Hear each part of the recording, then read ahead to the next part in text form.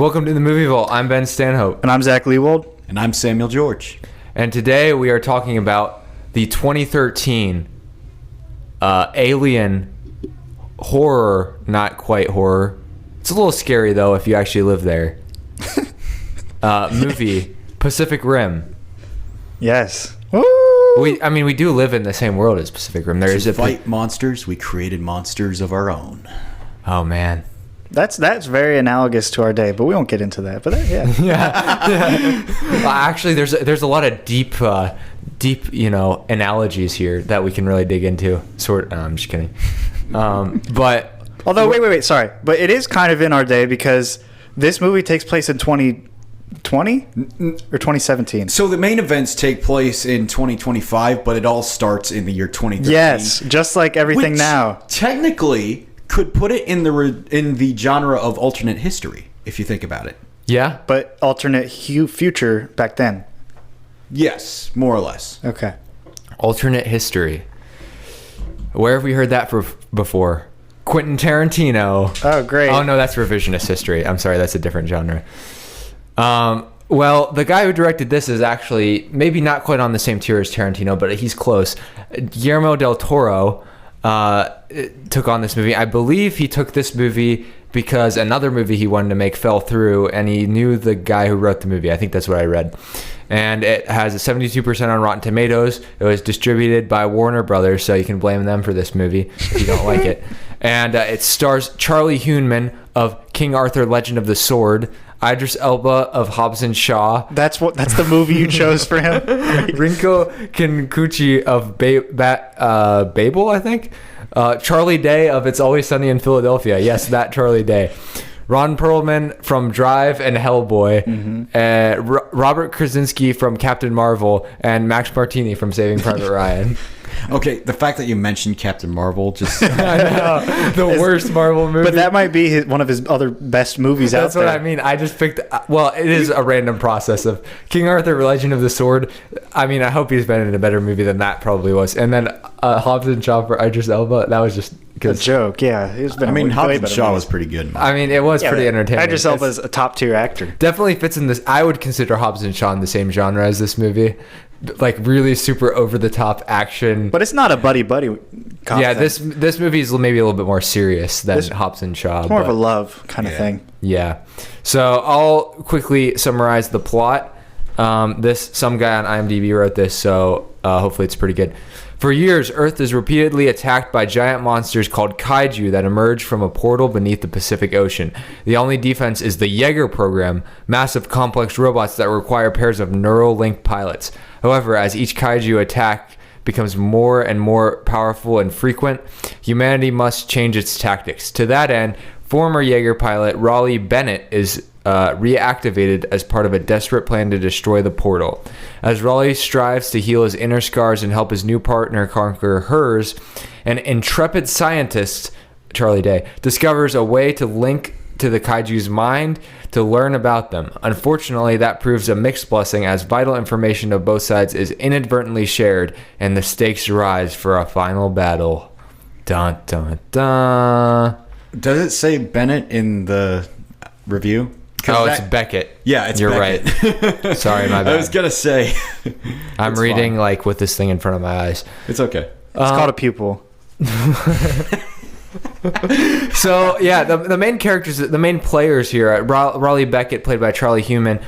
We see him introduced. He's with his brother. Yancey, yes. Yes, and his brother gets murked.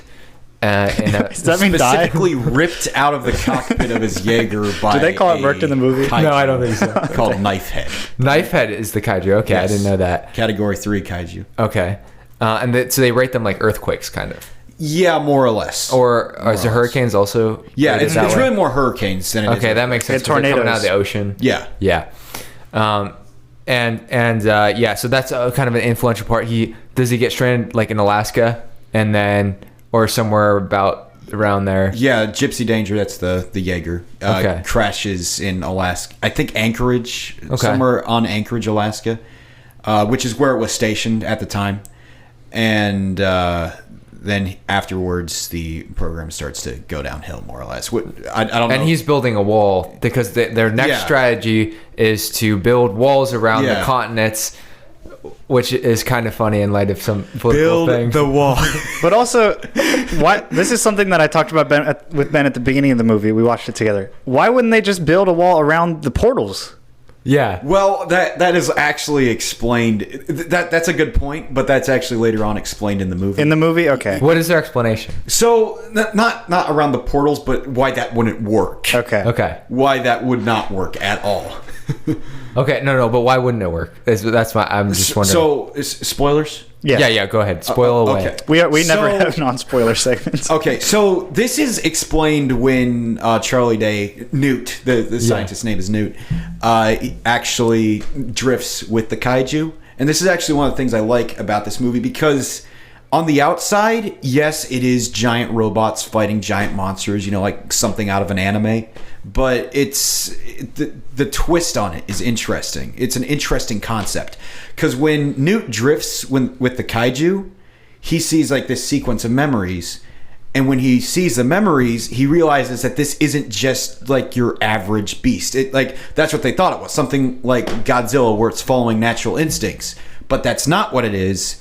It's actually a genetically engineered bioweapon. And this is going into the lore. Basically what they did is they would the precursors, that's the alien species, would genetically engineer these things and then put them in rings. And then the ones that won, they would send out into our world to destroy us. Because these are not just hunter-gatherer beasts. They're bioweapons. And that's the best way to think of them. Because they were forming armies, right? What, the kaiju? Yeah. Less armies and more like they were thinking one major beast would be able to destroy everything. Yeah, because their goal is to take over the entire planet, Yeah. and in order to do so, they start sending them more rapidly. It's like, well, the other scientist, I forget his name, but he's the more mathematical one. Yes. With the cane, and he believes that there's some sort of exponential, like over time, more and more, so you can calculate out when they'll come. Like there's a pattern to it. Yeah. And he and Newt argue like the whole movie, and it turns out that they're like both right, I think, basically. Yeah, more or less. And so they must have it like set to where there's like different spacing, because they're like, we'll only send one if we need to, and then like if we can't take over the planet, then just keep sending more at a more rapid pace. So it's kind of formulaic in that sense. Yeah, the precursors' plan was to keep sending them, and then like categories 1 through 4, because they're ranked like hurricanes, as you mentioned. Categories 1 through 4 was just meant to wipe out the vermin, us, humanity. Okay. And then when category 5 starts showing up, then they're starting to get serious. They want to actually start terraforming the Earth. Yeah. I think the problem with the precursors plan was they kind of went out like sending the easy stuff first. It kind of worked like I guess like antibiotic use. Like you send out the easy things first, your immune system beats the easy things. It gets better. Yeah, it's like it beats the thing, and then it's able to beat the harder things by the time that they come. Well, maybe it's like an RTS where they like have to accumulate a certain amount of research, like a real-time strategy game. I don't know. But they were mathematical about it because Yeah. they sent the exact amount that he calculated. Yeah, but So- then I don't exactly get what the goal of using that specific mathematical formula was. Like, was it I don't know. calculated in some way to ensure? Like, you'd think that they'd want to be efficient, right? That's maybe one Yeah. of the things I'm getting at. Is like, it seems kind of like they're like, we just use this formula for every planet, and not like, oh, we can map something out that like they don't send any scouts out. So they don't know what They did. They did. Okay, they did. Yeah, according to their story that they sent them during the time of the dinosaurs to scout out the world. Yeah, but now the world's completely different since the dinosaurs. But I don't know if we they knew that, did they? terraformed it for them because of all the stuff that we're releasing into the atmosphere, supposedly. Yes. Okay, I see. So So we're- we were prepping it. Okay. we're a good resource. We were the ones prepping it for them, technically, without even knowing. Right, because right. The logic behind it is that the aliens, they are not able to live on the Earth until the atmosphere is such a way that they can I think they survive. breathe carbon dioxide or something. I don't know. Yeah. So it's a very basic kind of idea. Okay. Now that makes more sense. Okay. I think I'm more on track. So yes, this movie is actually that maybe is a struggle that it has, is like it is kind of complex and maybe not the easiest to grasp on the first watch, but it's kind of interesting when you like realize some of the stuff that's how it is. We have our Pacific Rim expert here to explain it to us, first-time watchers. Yeah. Pretty much. That's true of a lot of movies though. Like you can't necessarily expect to understand everything on a first watch. This is what hours on the wiki, you know, that Pacific Rim.wiki. yeah, the Pacific Rim wiki. I can't find the comic books, so Oh man. but You'll yeah, have to, they're not on Amazon. You can't. What about eBay? they might be. I haven't checked that. I know that there's comic books. They actually released a animated TV series. Oh really? Yeah, I'm interested in watching. Yeah. They have action figures. I have one. That's one more than I have. So you got me beat there. So if we're looking at this movie from a thematic standpoint, what are the major themes of the movie? I mean, there's a lot going on. You could go big picture, like we've kind of been talking about with like the kaiju. There's kind of an environmental bent, of course, and then there's also the interpersonal kind of like between. Now I'm gonna have to go to the Wikipedia because Raleigh Beckett and Mako and Mako, like they sort of have their own, and even Idris Elba's character Marshall Stacker Pentecost. How about that name? I was like, do you know that if the Pentecost name has any like biblical reference? I don't believe so. Okay, I was just wondering because that's like the only other time I've heard Pentecost In a used. movie. I don't believe that there is any biblical reference there. It's just a cool name, I guess. Yeah.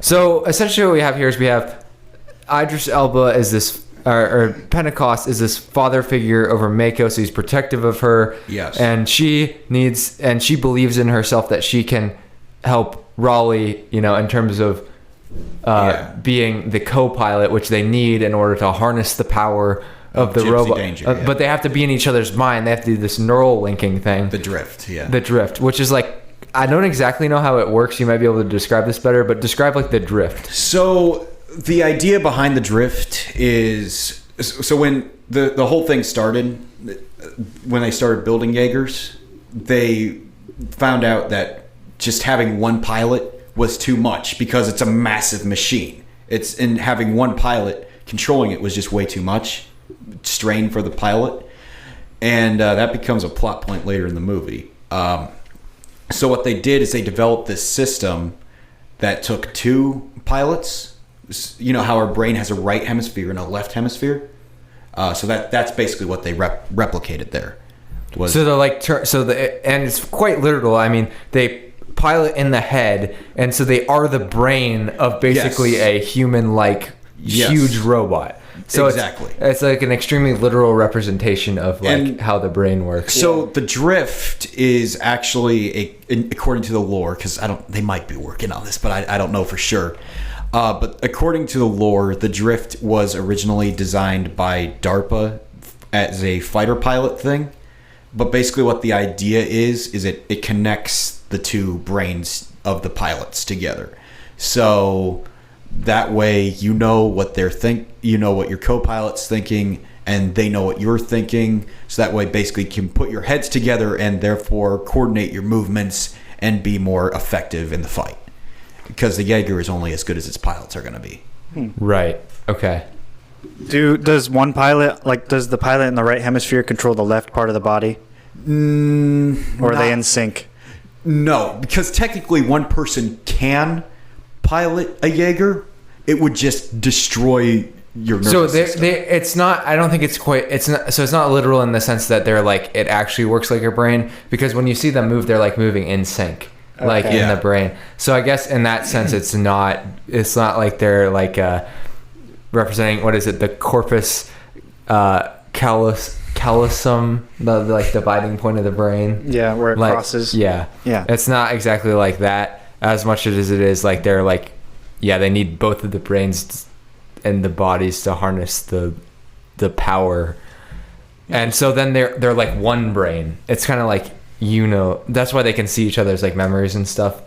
But they like, I don't know, the idea of drifting is kind of interesting because it's like you could go to all these different places, but you need to be like locked in to what you're currently doing and not get distracted by like the past and old stuff, because that happens to Mako her first time, and then we see her backstory. We see her parents were killed by a kaiju.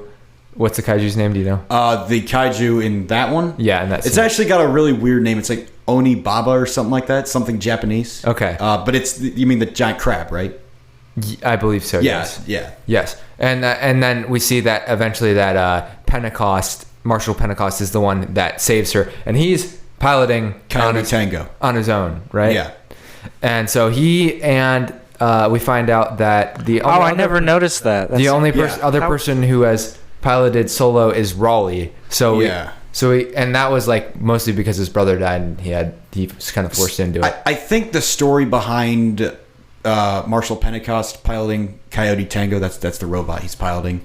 I think the story there is pretty similar in that I think the kaiju knocked out there were actually 2 Jaegers sent after that kaiju, which is weird because it was a less aggressive kaiju. But this was early on, right? Yeah, this was like it was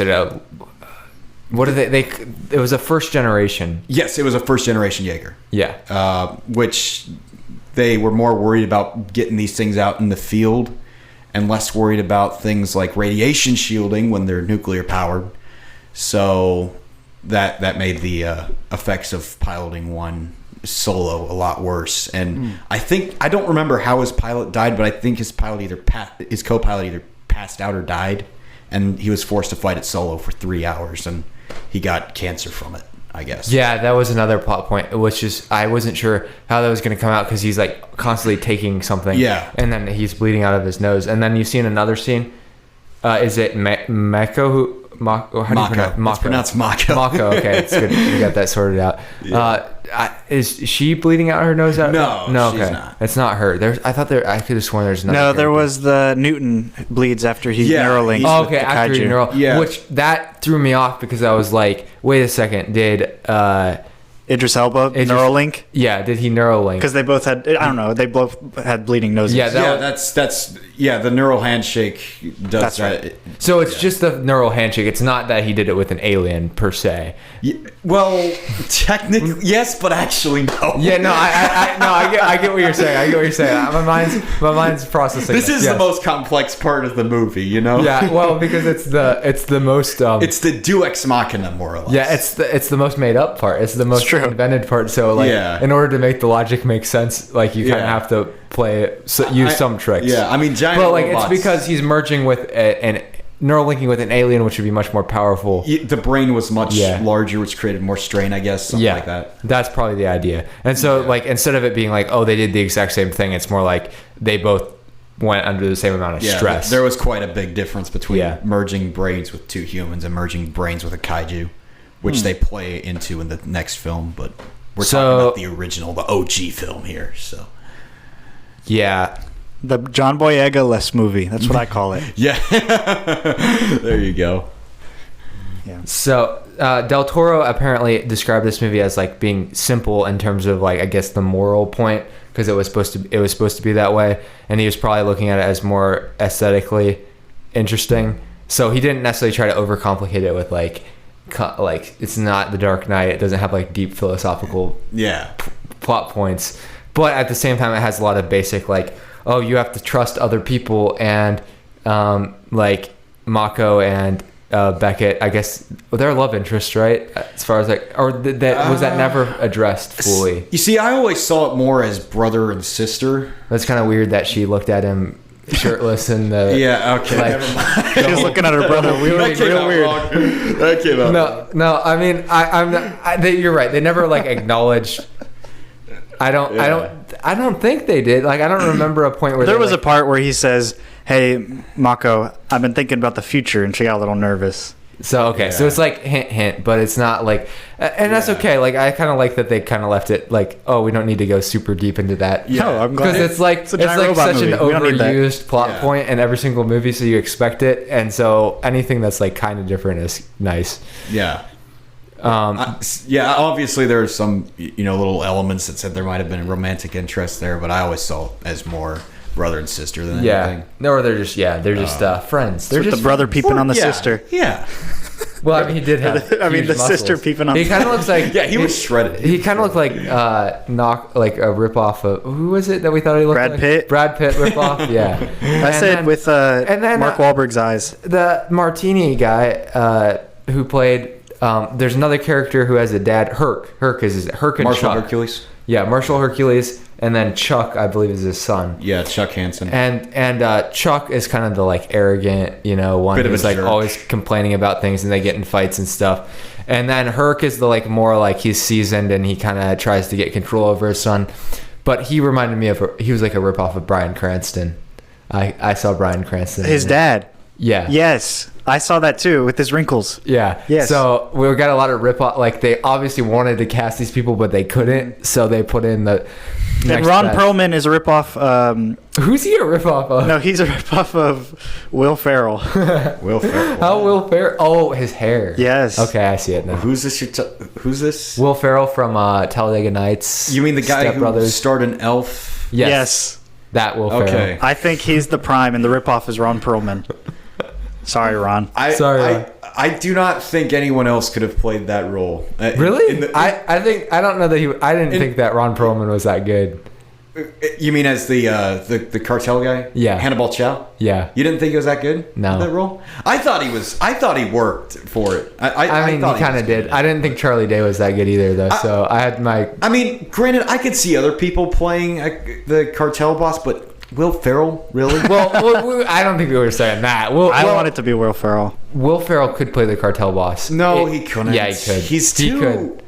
He's too weird. You're right. Yeah, no, it he would would not work it would for throw that people role. off because it's like if you see Will Ferrell, you like expect him to be funny. So if he like didn't, it'd just throw people off. So you're right. It probably wouldn't work. Yeah, But I don't think that would work. But like, there's other actors who could have done the exact same thing that Ron Perlman did. I think the Collector, Benicio del Toro. He's another Del Toro. He's the guy that played the Collector in the Marvel movies. Oh yeah, he would have been good. Because that's the same type of role. He's a little weirder and less like gangster. Yeah, but it's the same type of role, if you think Yeah, about it's it. the same type of role. It reminded me of him. Who's the guy who played? Actually, no, never mind. I don't know if that would work or not. Yeah. Well, this is sort of like we're talking about casting. ripping off. We're ripping off the rewatchable section where they like the recasting couch. We're like doing that. I'm trying to think of like if we've covered everything in terms of themes. I know you wanted to touch on stylization, so I think because this is the major part of the movie. I mean, Yes. Basically, you'll like this movie or you won't like this movie based on the style. I think personally because it's very colorful. It's very big. Yes. It's larger than life. It will give you a headache potentially, depending on How many colors who you're going to stimulate your brain. Yeah, Fair enough. That's kind of the broad perspective, but I want to hear like your kind of take on the style. So, yes, as you mentioned, this is a very stylized film. It's not really focused on like moral plot. There are obviously some moral themes in it, but There has to be to hold it's the more story together. focused on just fun action. Yeah. According to one video I saw on it from Honest Trailers, I think it is. There said, "Stuff your inner 9-year-old will love. Giant monsters. That's so good. Giant robots punching giant monsters," and that's basically the movie. Although they do throw in some nice twists because obviously, giant monsters versus giant robots has been done before. Obviously, I mean the Transformers. Monsters versus aliens. I haven't seen that. I'm just joking. But obviously the Transformers movies. Back in the 60s, you had those weird Japanese shows like Johnny Sokko's Flying Robot, and of course there's a plethora of Gundam anime that exist in this world. But this is a little bit special because it takes a different twist on it. So first off, if you notice in the first scene, You'll notice the kaiju attack and how they cut between different news sources and stuff. And I mean, they even got a picture of Obama in there. Did you know that Idris Elba based his portrayal of Pentecost on Obama? Really? Yeah, Where did you find that? it's on Wikipedia. So it has Does to be Obama have cancer? Actual. I don't know. Not that I'm aware of. Okay, moving away from politics. My point there was just the immersion of the film. Yeah.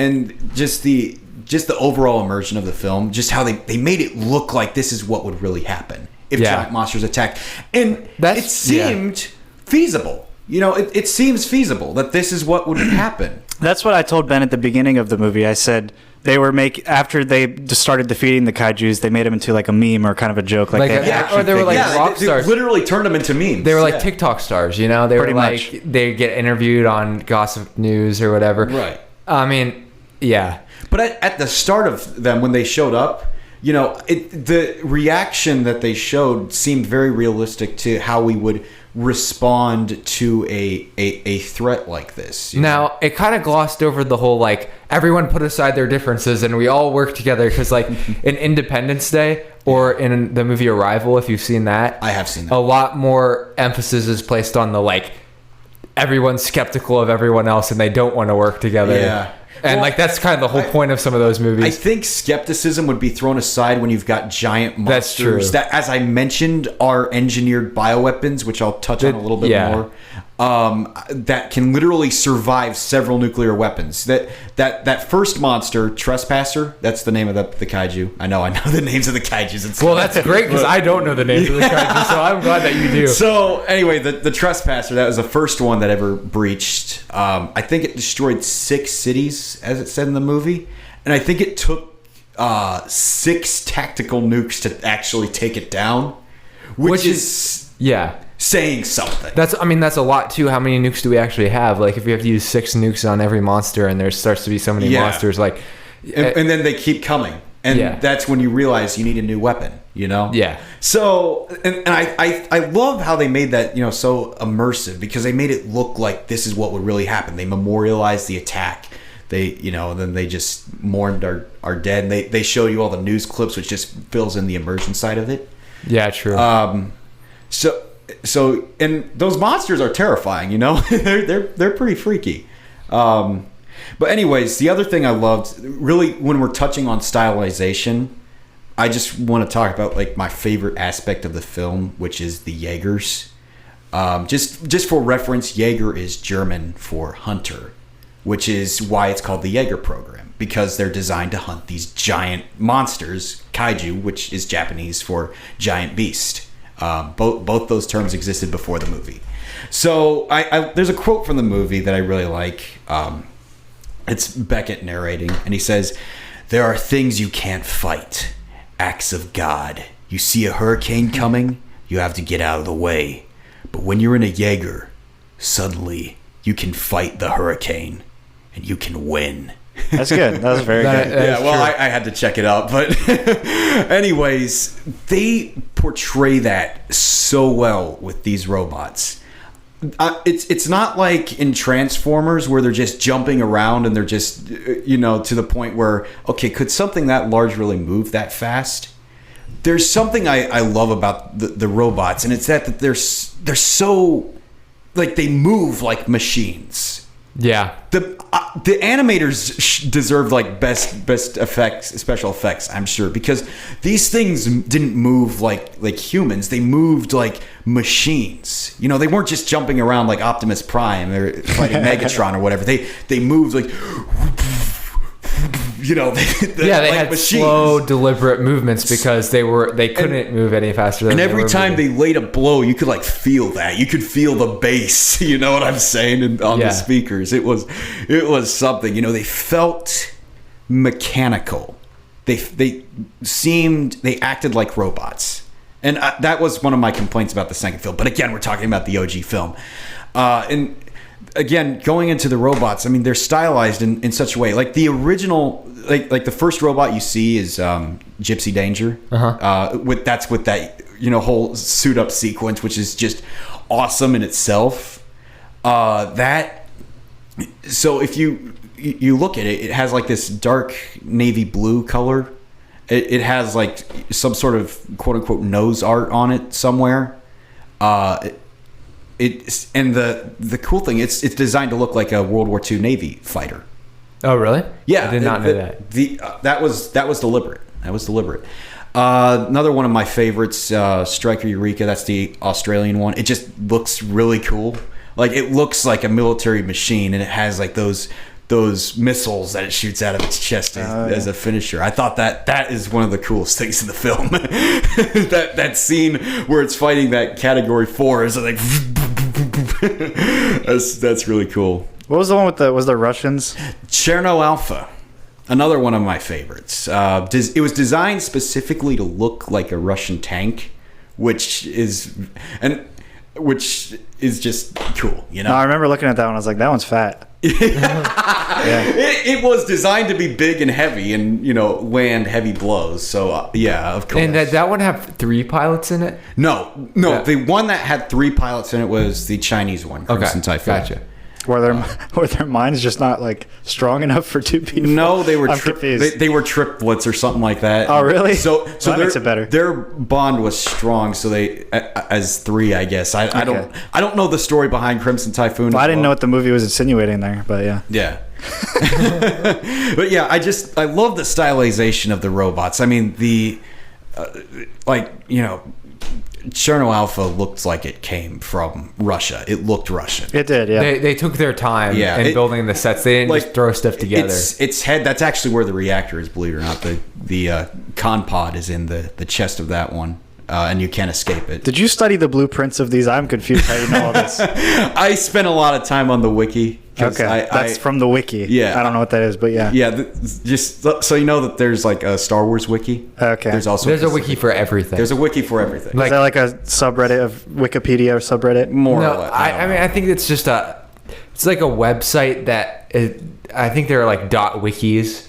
And I don't think it's associated with Wikipedia necessarily. Oh, really? I think it's its own thing. Yeah. But like fandom and like anything that can have like one time, if any of my friends from college are listening to this, we got to talking about Scooby Doo, and we ended up on Scooby Doo wiki and reading about all of Scooby Doo's family and the lore of Scooby Doo, and you just don't understand like how much lore there is to anything, because like we talk like the whole family of Scooby Doo characters. Scrappy Doo. Scrappy Doo, yeah, that's how it started. We started with Scrappy Doo. Well, Scrappy Doo's a very popular character. Scooby Doodle Doo. There's like Mama Doo, Papa Doo, you know, like there's like the whole family. There's like generations. There's like Scrappy McBaggins who came over, or no, I don't even know. Someone spends hours putting it together. Though. Shaggy's family also has a history, and like Shaggy's family came over with like one of Scooby Doo's forefathers on the Mayflower. Like it gets into this whole, and it's like a Scooby Doo. Like it's like not that deep of a show, That's pretty intense. It has an intense lore, and you don't appreciate that. I want to look these up. Is there like a SpongeBob one I could look up or something? Yeah, I'm sure there is. Okay. Yeah. But anyways, in case you're wondering, yes, there are blueprints of these robots. Oh, really? There are blueprints. That's crazy. And there's specifications like. Are these all like fan made based off of the commercial success of this movie? This movie did make $411 million. So from what budget? Yeah, it did make a lot of money. like $200 million. Still, I mean, it's It doubled its, you know. I think a lot of it's from Japan. There's a lot of popularity of the movie in Japan because one of the I don't know the guy's name. I think it's Kojima or something like that. Yeah, that's it. Yeah, Kojima. I don't know. I might be botching up the guy's name. That's but okay. Anyways, it's some game producer, and he said, if you're Japanese, you have to love this movie. That's Oh man, that's a strong statement. this is a Japanese guy saying this. Okay, Every Japanese person immediately watched that movie. They're like, well, I can't be a good Japanese person if I don't like this, so I better go watch it. It's like a national command. That's so funny. So, anyways, the Russian Jaeger looked Russian, obviously, and the Chinese one looked Chinese. And I think if you watch the behind the scenes, Del Toro actually designed Gypsy Danger to look American, and I think they made it look pretty darn American, if you ask me. And Guillermo del Toro I don't think he's native to America, so he obviously spent, I mean, I think he spent a lot of time here. His movies are here by now. So he's like, he started out in like indie Spanish cinema, and then expanded out into like Hellboy. But we'll get more into Del Toro. I think he's an interesting figure. But okay, Yeah, go ahead and close. Just another aspect and on this, and I can I'll wrap this up. Just another aspect is just the weaponry of the Jaegers. Yeah, the way they're designed. true. So like they're designed to get in close and obviously beat the kaiju into a Yeah, why didn't they shoot? So the I don't fully understand the reason behind why they don't open with like the plasma cannons on Gypsy Danger, for That's example. what I was thinking. But I know the reason they have the plasma cannon as the finisher is because the blood of the kaiju. Remember, they're bioweapons. The blood's toxic. affects everything. Yeah, it's toxic. I don't know all the details of what it does to you. I know It's blue. It's blue. The creatures disgusting. themselves are radioactive, and they're designed to kill everything. So, Me too, yeah. the blood has to be toxic, like aliens or something. Yeah.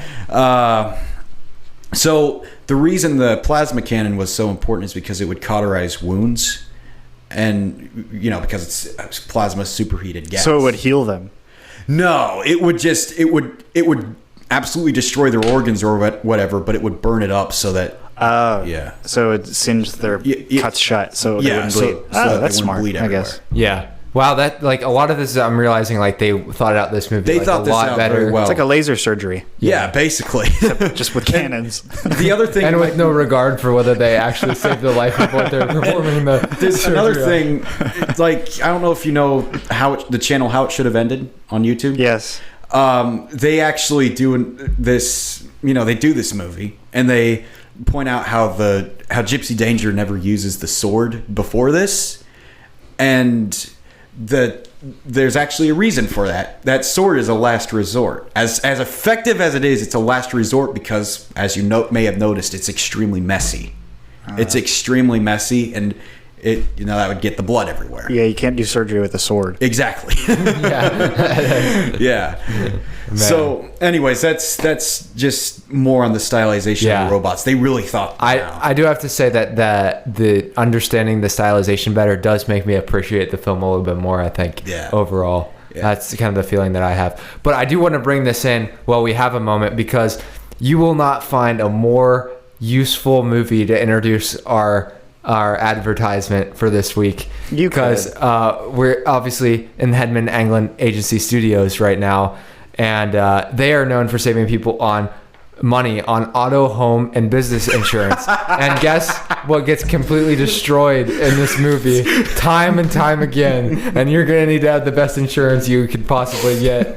That is your home and your auto and your business getting absolutely. Your Jaegers. Are Jaegers covered? Yeah. Well, you'll have to call the number 614-486-7300, 614-486-7300, and they'll tell you whether Jaegers are insured. But I'm just thinking, there's the Jaegers and the kaiju are destroying everything. Like the Jaeger, I was watching one scene in the movie. I'm like, this guy does not care about where he's going. I mean, because the kaiju's kind of the paramount primary concern. So whether you're not, I was kind of like, are people still driving, and is the Jaeger stepping on the people while they're I was it's normal. I thought They're they were going about their business. actively the Jaeger might have been actively killing people while they're. I didn't think of that. But I'm not saying that they actually did that, because I didn't maybe pay close enough attention, but it did cross my mind. I was like, especially in I think, were they in Tokyo? Hong Kong. Oh, that brings up another question that I had. Yeah. When was their battle on the Pacific Rim? So you know where that portal is, the breach? The first one?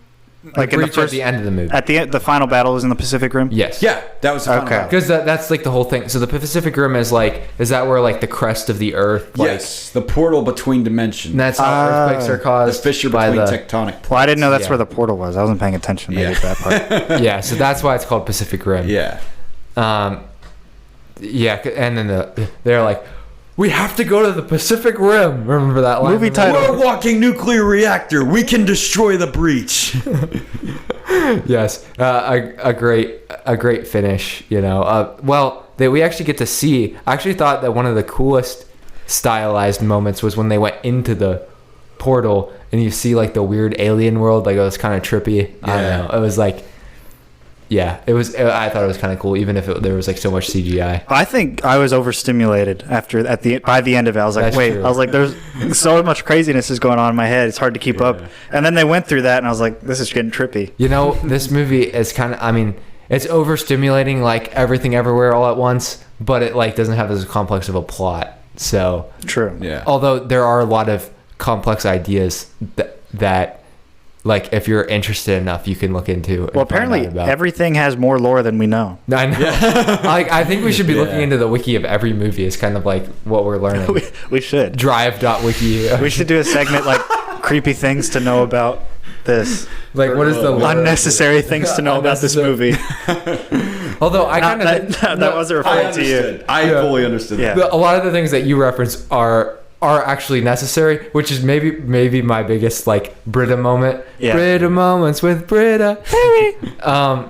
So I think my biggest complaint with the film overall is that like the very fact that you had to come on and explain all of this stuff to us and we couldn't understand it based on watching the movie is kind of like a drawback. It makes for a really cool like world. Like the world itself is very cool. Yeah. But then like That is our world, Ben. the movie is kind of messy because and it is kind of, I know, I get it, it's supposed to be about the action fighting sequences. At the end of the day, that is what this movie is about. It's about watching robots fight like robots fight monsters, like you said. Yeah. So but like I guess if I was gonna pick something to like I don't even know if it's nitpicking or just like harp on, it's just that like all of this lore, and I didn't understand a bit of it until we got an expert on. Yeah. And like as soon as you have to have an expert to understand something, it's just kind of like, was this like a really good movie, or was this just a good introduction to something? Like, could it have been? Obviously, it couldn't have been done better because you said that the second movie is like a lot worse. It is. It is comparatively a lot worse. Yeah. The Jaegers jump around all the time, and I mean, they got to be like Generation 10 by then. So well, yeah. Actually, at that point, they're by Mark 6. Jaegers. Okay. Mark. So there's copying Iron Man. Okay. Good point. But yeah, by then they're at Mark 6, and they're just jumping around, and it looks like it's Transformers all over again. that sounds like the issue is that they don't like stay consistent to the world. You know, They really don't. They're all flashy and colorful. Yeah, whereas these robots seemed more realistic than Yeah, robot movies, to they're- be honest. Just because they were, like you said, heavy and kind of hard to use instead of just completely flexible, doing the Yeah. splits and stuff like that, doing little flips. right. They're designed more as war machines than Yeah. anything. they're like, it's brute force. Yeah. I had one. Okay. It was when they were fighting, and then like he punches through a building, and then it like hits like a Newton's cradle. I got so mad at that part. I thought that was hilarious. I yelled at Ben, personally. "Come on!" I thought that was hilarious, but I could see. But I mean, the guy who was Yeah. there, his name was Newton, and that's a Newton's cradle. Yeah. So I guess that's what it Yeah. was. I had to look it up just now. It's technically a bad pun, I will admit. Yeah, but when that happened, I yell at you? Yeah, you did. You did. And I think I don't like Charlie Day in this movie. I'm sorry. What was your issue with him? I just don't. Well, my issue is that I've watched It's Always Sunny in Philadelphia, and once you watch that show and you watch Charlie Day, like even when you watch him talk in real life, like he's just that guy, that character. So like it completely takes you out of the movie when you're like, why is Charlie from It's Always Sunny the like lovable like idiot? Yeah. I mean he's the like only person on that show who maybe could be lovable, and it's only because you pity him, because the whole concept of It's Always Sunny in Philadelphia is that everyone is just a terrible human being, and they all do really bad stuff to each other and scheme and end up making everyone's life miserable, including their own. It's a very funny show, but it's extremely like pessimistic about life in general. So when you know that character well enough, and then it's like he's not the kind of actor who can just like take and become like I mean he got cast, I read, because he was Charlie Day and It's Always Sunny, or no, I think his name's Charlie and It's Always Sunny, not Charlie. Yeah, Day. you're right. Their show's been going on way before this movie. Yeah, I forgot. No, they literally said that Guillermo del Toro watched an episode of It's Always Sunny and One cast episode. him. Really? Yeah, there was a specific episode he watched that he cast Charlie for Pilot. the role, and it was because of his monologue ability. Like he's able to like have, which I think was funny. I don't know. I mean, I could see other actors playing the role potentially. Yeah, would anybody else have been better? Like Bill Nye. Bill Nye. No, The other guy no, was fine. I don't think so.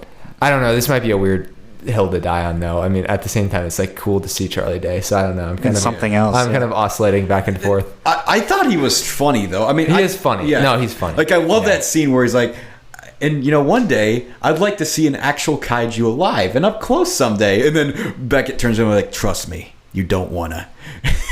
I mean, he got his wish. I don't know if you remember, but he got his wish. He did. In a very horrifying way. Yeah. Yeah, I think another part that we didn't say that it's kind of realistic to our world is that there were kaiju like fanboys. Yeah. Yeah, it's like in the new Batman where there's like the Riddler fans outside of the. It's like that. Like anything that comes, there's gonna be like people who start to do. I mean, the Ron Perlman's character, what's his name? Hannibal Chow. Hannibal Chow points out that there's people who worship the kaiju. Yeah. Like, and that would totally happen. Yeah, That would happen. Yes. Yeah. That would definitely happen. So they did definitely do their like diligence in terms of like recognizing what would happen. Do you have any like? Are there any like specific things that you're like, I don't like this about this movie, or is it mostly like flawless to you? I wouldn't consider it flawless, but I mean, I'm not really good at nitpicking at Okay. stuff. So He's a better person than us, Ben. Yeah, I know. We're overly critical, which is why we have a movie podcast. I mean, I can be very critical. Just have me on for like Star Wars. Episode 8? No, Episode 9 was way worse. I kind of agree, yeah. Anyways, with this, I don't know. I can see certain things that might not have been preferable.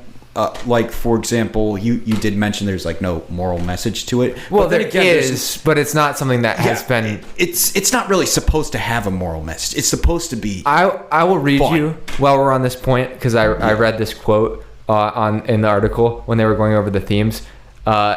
So Guillermo del Toro based this movie on. He said he wanted it to have like the same message that's simple, like he watched in adventure films when he was a child. Yeah. So which makes sense. And he said, let's see here. Where's the exact quote? I think it's a great message to give kids. The guy you are beating the beep out of 10 minutes ago, that's the guy you have to work with 5 minutes later. We have we don't know what the age range of the audience is. I can so. see where he's talking about with that because Raleigh and Chuck don't like each other. Yeah. They do not like each other. In fact, they scrap at each other for a while. Right. And They still have to work together, though, to save the world. yeah, they do. And eventually they end up respecting each other after Raleigh and Mako manage to absolutely ice 2 different kaiju. That's an interesting point that I didn't think about. Like, these people are supposed to be at the front lines of saving the world, and yet they are still fighting over the most Stupid things. stupid, not serious things. You should be having a much bigger mindset, but because we're human, we always reduce it down to those trivial things because we're selfish. So that could be like a deeper meaning that you could find from the movie. Like you have to overcome. You're that. stretching. I'm stretching. Yeah. One thing I did have a mild complaint of, but I mean I understand why they did this scene. I would have liked to have seen more action involving the Crimson Typhoon, which is a Chinese one, and Cherno Alpha, which is a Russian. So they kind of minimized those because they didn't have the characters. Yes, as the they main didn't really have the characters. characters iced out, laid out there. No, they barely did anything with Yeah. But it's sad because, like I said, I'm into the lore, and then those were really good Jaegers. and they just get destroyed. They get killed. They get destroyed in Yeah. 5 minutes or something like I know. that. And it's sad to me because, well, like I said, they're actually really good Jaegers.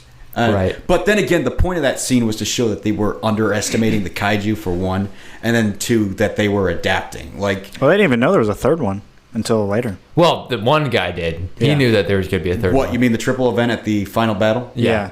Oh, that the one monster that I think could probably defeat Godzilla. Yes. What about, could he beat Mecha Godzilla? What, Slattern, the Category 5? Yes. I don't know about that. I have no idea. I'm just asking. I don't know. Could he beat King Kong? Yes, No. Okay, of for course. sure. What? For sure. King Kong's the strongest. Really? I'm just I mean, I'm joking. not that well versed. I did watch the 3-hour Peter Jackson King Kong movie. We're looking at it this way: But- giant monkey versus a creature that is actually designed to destroy all Yeah, life. I know. Hey, God designed You're gorillas right. to kill. Okay, fair enough. They are bioweapons. Fair enough. I have You a heard it here question. first, folks. Gorillas, bioweapons. I am too, actually. But and nonetheless, speaking of children, which you said like 5 minutes ago now, this is kind of the way that you like this movie is because you used to watch it, you know, when you were a child and stuff like that. Kind of tell us how that kind of formed. Well, actually, I didn't watch it as a child. I watched it when I was like, I think 14. That's a That's child. a child. That okay, fair enough. So that just formed from me having a real interest in action movies, which I still have, and just sci-fi in general. And my dad and I really like to watch movies that were, you know, intense like this when mom was away because, you know, mom wasn't as into those tense movies. She liked Sound of Music. Was it kind of like, okay, mom's gone, we can turn on the movie now? Yeah, exactly that. And you know, my dad had this list of movies that he wanted me to see, and eventually, and I guess he had seen this in theaters, and I didn't see it in theaters because I wasn't, you know, I wasn't watching movies as much in 2013, but I really started watching them when I was, you know, later on in like 20. I want to say 17 is when I saw this, 2017. And he saw this in theaters. And I mentioned Johnny Sacco's Flying Robot earlier. My dad actually really liked that show Okay. when he was a kid. Okay. And- So is your dad really kind of into an action movie junkie too? Like kind of Not as much. Like, I was the Star Wars fan of the family. Okay. And he's a Star Trek fan. Of the Okay. But he does still like Star Wars, and he does still like these types of movies, obviously, I or he see. wouldn't have shown it to me. Right. And then Johnny Sacco being specifically something that was kind of along the same lines of Basically, this. giant robot fights giant monsters. Yeah. So it's a comparable thing that you can say. Comparable, Yeah. except Johnny Sacco's robot is kind of silly because it's for kids, Right. Whereas this is it's like I wouldn't say this is Yeah. for adults, but it's Yeah. not for kids. It's kind of It's really not for kids. It to be toes the honest. line like any PG-13 action movie does. Yeah. It's like you watch Marvel movies and you're like, well, there definitely are aspects of this that are like childlike, but there's also Yeah. aspects that are very like they're trying to be, you know, Pixar but for action For movies. tweens. They were Yeah. trying to be serious here, obviously. Yeah. But only serious enough because they know that it's also, like you said, giant robots fighting giant robots. So they don't take themselves so seriously that you completely lose the movie because there are Of course. those movies that happens where it's like, oh, they are trying to take this concept so seriously and then it looks kind of goofy when they do that. But they didn't completely go there, so you can still be like you're in the world, but you can also like not be taken out of it by like how crazy some of the stuff gets Exactly. and hard to believe. Yeah. So, yeah, that's probably kind of a good way to look at the movie. Where do you think it ranks among sci-fi action films? Like, and I hesitate to use the word ranks because that sounds like we're gonna like make a specific list, which there's no way we're gonna be able to do that. It's probably in the middle for me. It's like a mid tier, kind of up there. I mean, there's definitely like better sci-fi action, right? Yeah. Like, I mean, like you said, Star Wars. Well, I wouldn't say Star Wars is better than this, in my opinion. Really? But Interesting. Well, Star Wars. I used to be a major Star Wars fan, and there was a time when I would have said yes, Star Wars is better than this, but then Disney ruined Star Wars. Yeah, but like you can still like the other Star Yeah. Wars, even though I mean I'm not necessarily a Disney ruined Star Wars activist, but Yeah, I liked Episode 8. But you just sinned right there. I know. Listen, I'm the only one in the world who like thinks like this. To be Because fair, it was the best out of the three. No, but it wasn't. Episode 7 was also pretty good in my humble opinion. It's just a coffee. I know Sorry, it's better though. it's We've a had this. copy, yeah. We don't need to get into. We're- this we're 'cause not debating I swear, Star every Wars right now. every episode that we have a guest on, we get into this argument. It's always me arguing against two people. My apologies. No, it's fine.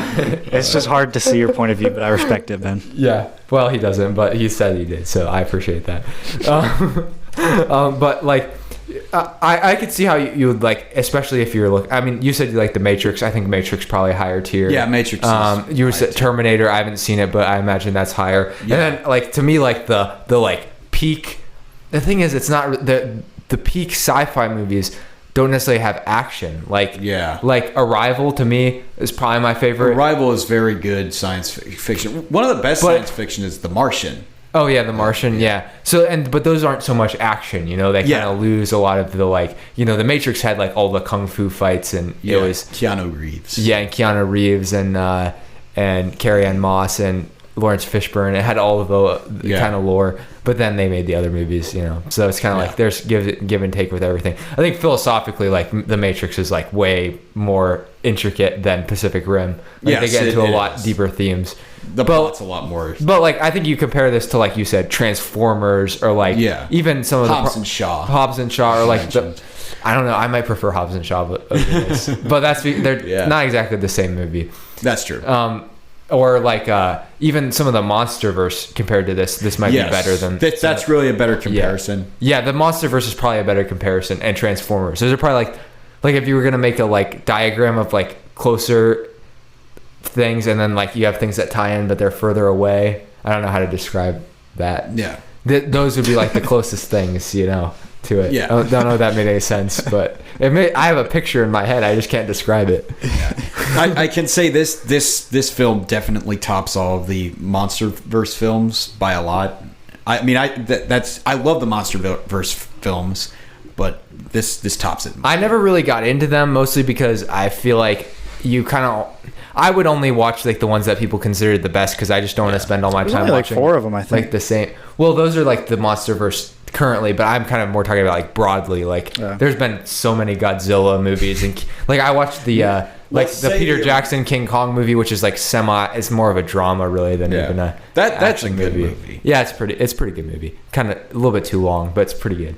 Fair enough. So so I think that kind of we have kind of an accurate picture of where this stacks up. But it's definitely when you brought it up, it was like, oh, I've heard of that movie, but like I didn't really think about it that much, because I didn't even barely know that this one existed, because I only remember seeing the trailers for Uprising. Yeah. And not even like I thought the old Pacific Rim was way older than this movie. Like for some reason I thought it was like a Tron type of thing. I had it in my head that it was like this was one from of the 80s. Yeah. Yeah. Wow. Or like Top Gun, like they're doing, you know. Yeah. But that wasn't the case, and so I just kind of I was too young, or I was like I guess I was probably like 11 in 2013. So I was just too young to like little baby think about Pacific or even know about Pacific Rim. So I'm glad you introduced it to us. Thank you. So I guess now we can go into our final thoughts and then rate it out of 10 if you'd like. It was pretty good. I don't know. I mean, I don't know how much more to say about it, because I enjoyed it, you know. But I like dramas. I'm gonna be honest. Yeah. Okay. So, what about you? I mean, obviously we know what you're gonna say, but out of 10. Yeah. Probably 6 or 7 in between. Go ahead. Next. Go okay. ahead. I really like the movie. I think it's great. You know, it's what I would call a cult classic. You know, not a lot of people really watched it, I think, but the people that did watch it really, really liked it. Yeah, it does seem from what you described from the wiki that there is a very small but very loyal fan base of this movie. Yeah, I think a lot of it, like I said, it was also very popular overseas. Like people in Japan loved it. People in China loved it. Because it did make, I would consider that a lot of money. Like I would consider it financially a success. Probably, I don't know whether, I probably shouldn't say this, but it seems like it would be Guillermo del Toro's, from a money standpoint, his most successful movie, but I could be wrong. Yeah. So I would honestly give this movie about like 9 out of 10. Okay. It's not like the best movie I've ever seen, but it's like really up there. What's the best movie you've ever seen? Best movies I've ever seen. This is on its top. This is on like the top 4. Okay. This is on my top 4. What are the other 3? What are those? The other 3 are Terminator. Okay, that's Saving Private Ryan, Matrix, and then this. Gotcha. Okay. So this is like my 4th favorite. Which one would you give a 10 out of 10 out of those? I'm curious. Saving Private 10 out of 10 would be probably Terminator. Or is it Terminator or Terminator 2? Terminator 2. Okay, Terminator 2. Okay. Yeah. Definitely one that I need to watch. Yes. My overall thoughts are I'm kind of more in Zach's camp, where like actually having you on, Samuel, to describe this, it gave me a lot more appreciation to the depth of that, the lengths that they went to paint the world. I just didn't think that like I thought you did a better job of describing it than the movie did, and so I don't know how much credit I can give the movie for being good, even though the world is interesting. Like, and so I originally rated it 5 out of 10 on Letterboxd, but I'm gonna bump it to like 6.5 because I think like some of the things that you pointed out and being able to talk about it, like kind of up my perception of the movie. Nice. Sentimentally a little bit. Is there And going to be a so- third? Is there going to be a third? That's a good question. So, I really don't know. They definitely teased it. So, like in the second movie, which, as I said, is not all that great. I mean, it's good, but it's just it's like a one-time watch compared to this, which you can just watch over and over. Okay. But in the second movie, the main character says, "This time we're coming for the precursors," which is the alien species. The precursors. He said, "This time we're coming for them." So they made it sound like they're going to create their own breach into the precursors world and just mess them up. But I don't know if there's actually a scheduled release or not. I know that the difference between the two movies in terms of release dates was like, I think 5 years. Yeah. So maybe we could expect a Pacific Rim 3 in 2024, I want to say. It came out in 2019. I think it was 18, so it'd be like next year. Yeah. It's- So it would- or the, I mean, 24 might be more But- accurate because they haven't announced it. Yeah, you but know? they obviously haven't said anything yet. So I don't know if they will do that or not. All I know is that the 2019 film did not live up to the 2013 film at all, in my opinion. Does it not have a fight in the Pacific Rim? Actually, no, it doesn't. What? No, the final That's dumb. just spoiler, the final battle is in Tokyo. Oh, so I Fuji. was not that far off when I said Tokyo. Oh, I'm redeemed. This is the second movie. Yeah, I know. But I was like, oh, I knew it was an Eastern large city, and I just picked Tokyo instead of Hong Kong. Yeah. Totally different cities. Ben, you're terrible. I know. Two very different cities. But two they're very- both big. I know that. They're both very They're both large. extremely large, yeah. But in the other movie, you know, it just did not have the same feel to it at all. It lacked what the original film had. And that original film was filmed as a gritty war movie with, you know, these genetically engineered bioweapons fighting these massive, basically war machines that could destroy one of these genetically engineered bioweapons. And the second film, it's basically just Transformers. Have you ever seen Ender's Game or read it? Yes, I have Have seen. you read it? No. I haven't read the book, but I did. The see book it. is much more detailed, but it reminds me a little bit just of the way that the aliens are. Like, they're smart. you Yeah, know? the aliens are pretty smart. Yeah. But anyway, Ender's Game, that's like my top favorite sci-fi storyline. Oh, Really? nice. Mhm. Did not know that. Yeah. I would have thought it was Rick and Morty by the shirt you're wearing. That's right my now. favorite dimensional storyline. Okay. That's our favorite. I don't Multiverse. Know. I don't know. It's my favorite. Community doesn't have a multiverse. Community. Why would you put Wait, Community whoa, in there? it does. That one episode with the dice. No, that's dumb. I turned myself into a pickle, Morty. Boom! Big reveal. I'm a pickle. Yes. No, Rick and Morty is. Isn't it funny how like the dumbest episode of Rick and Morty was like the most famous? And that's saying all something because like every episode of Rick and Morty. It's not. is It dumb. actually has a sad kind Yeah. of ending because he skips well. family therapy. If you just watched that by itself, you wouldn't be able to appreciate like the broader context of Rick and Morty. It's a very nihilistic show about an old man who's very depressed. It's based around what Back to the Future.